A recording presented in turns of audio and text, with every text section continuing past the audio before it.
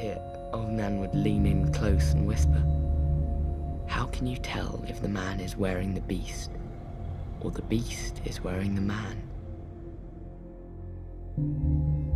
What's up, ladies and gentlemen? Welcome back for another Game of Thrones Season 8 theory video. I planned on releasing a different video today, but an idea just came to me about the Night King that made me drop everything I was doing so I could immediately work on this video. I think I came up with a different twist for how Game of Thrones could end. As far as I know, I haven't heard anyone else discuss this possibility yet, at least not in any of the videos that I have seen. What I am about to talk about is just a theory right now. It's not something that I'm necessarily predicting to happen, but I think it is interesting enough to talk about and see what all of you have to say about it so far. I still need to flush out the details a bit, but I wanted to get some of my initial thoughts out there. Before I get into what I think could possibly happen, let me set the stage first. Let's start with some of the things that we do know about the Night King. We were first introduced to the Night King in Season 4, Episode 4. Craster was having his sons left in the woods as a sacrifice to the gods, and in this episode we learned exactly what that meant.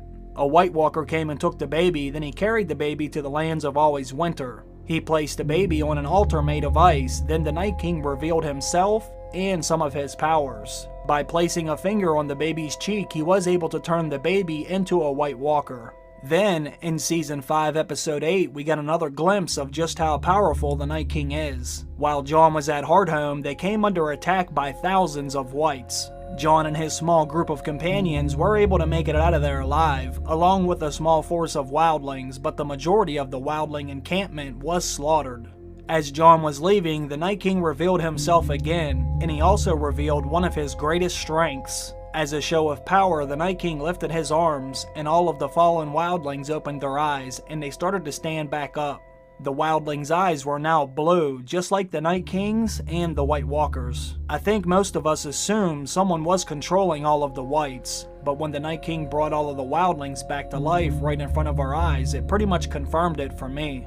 It seems as if the Night King is warging all of the Whites at the same time, and there is more evidence of this in later episodes. In Season 6, Episode 5, we learned a great deal about the Night King and possibly where he is getting his powers from. While Bran was at the Three-Eyed Raven's cave, he entered the weirwood net by himself. When he did this, he came upon a small force of Whites, led by the Night King and a few of his White Walker lieutenants. As Bran approached the Whites, it became obvious that the Whites were motionless, almost as if they were asleep. But when he got to the back of their formation, he saw the Night King along with the 3 White Walkers. The Night King knew that Bran was there, and when he turned his head to look at Bran, all of the Whites had turned around simultaneously, as if they moved when the Night King moved. But the Night King gave no commands, nor did he motion for them to move, so it seems as if they were all being controlled by his mind, very similar to warging. But the most important part of this episode was when we got to see the Night King's creation.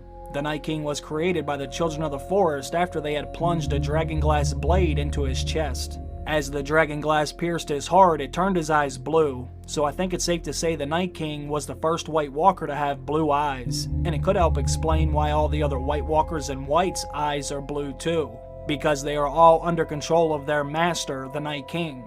It's very similar to what happens when we see Bran warg into an animal or even Hodor. Bran's eyes roll back in his head and turn white, then the eyes turn white with whatever he is warging into. When we saw the Night King's creation, it made perfect sense why he would have these same type of powers as well. Only the Night King is much more powerful than Bran is right now. The Night King was created by the Children of the Forest, and the Children of the Forest get their powers from the old gods. One of their main power sources is the weirwood trees, and in this episode we learned the Night King can tap into that power source as well, which is why the Night King was waiting for Bran when he entered into the weirwood net. The children gave the Night King all these powers when they created him, and Bran has these same powers too, he just hasn't learned how to harness them yet.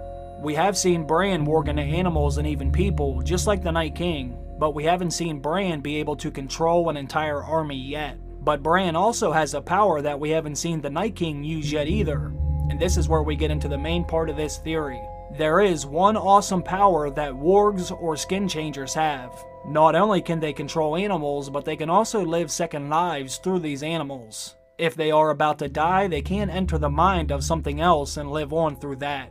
There is a great example of this in this show during Season 3, Episode 9. When Jon is traveling with the wildlings, they have a warg with them named Orell. While Jon is with them, they order him to kill this old man to prove that he is one of them, but Jon refuses to do it and a fight breaks out. During this fight, Jon manages to shove his sword into Orell's chest, but he is able to cheat death with his warging abilities, and right before he dies, he wargs into the eagle, and he uses the eagle to attack Jon. Jon might have stopped his heart in his original body, but now he is able to live on through his eagle, but stronger wargs may have the ability to take this a step further.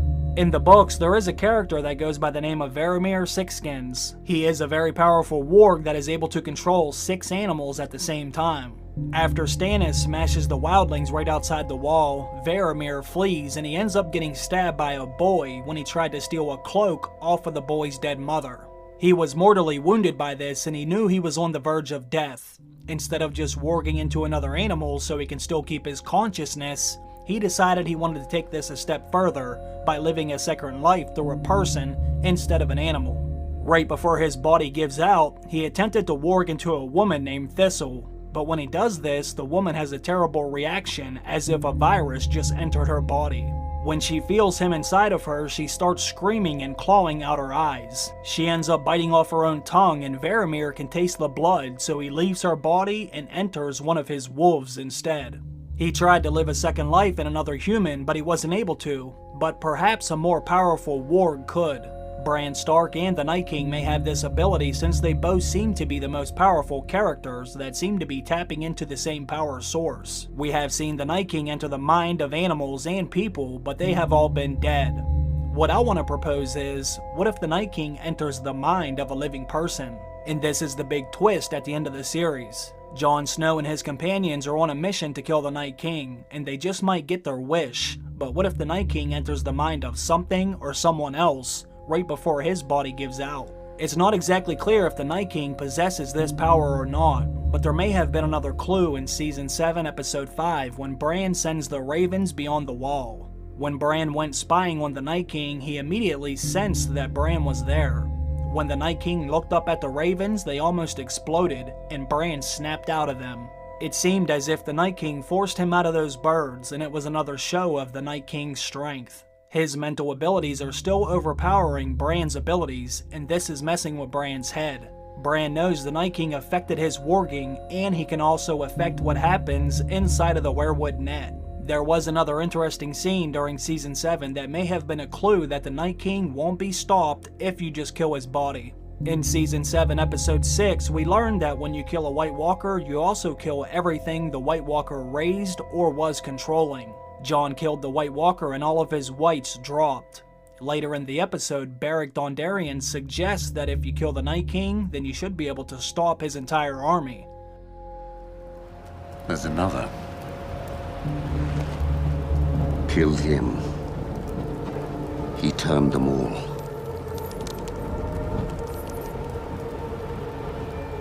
You don't understand. Why did Jon say that? Does that mean the Night King or his army won't be stopped even if you take out the Night King? I have seen a theory that says Bran Stark will have to enter the mind of the Night King in order for Jon to be able to kill him, but I wanted to flip that theory on its head. I believe it's entirely possible that the Night King may leave his body right as Jon or someone else attempts to deliver the fatal blow. They might think the Night King and his army was defeated, but if the Night King enters the mind of something else right before he dies, then the Night King will live on, just like all other wargs have the ability to do. But let me know what you think about this idea. Do you believe it has some potential to happen, or am I crazy? I am anxious to see what some of you have to say about this one. Put all your thoughts, questions, or opinions down below. I want to thank everyone for checking out today's video. I really appreciate that. And I also want to thank my Patreon supporters. I am still making your Q&A video. I just had to push it back an extra day. But keep your eyes open for that one as well. Have a great day, everyone. I'll see you in the next one. Bye.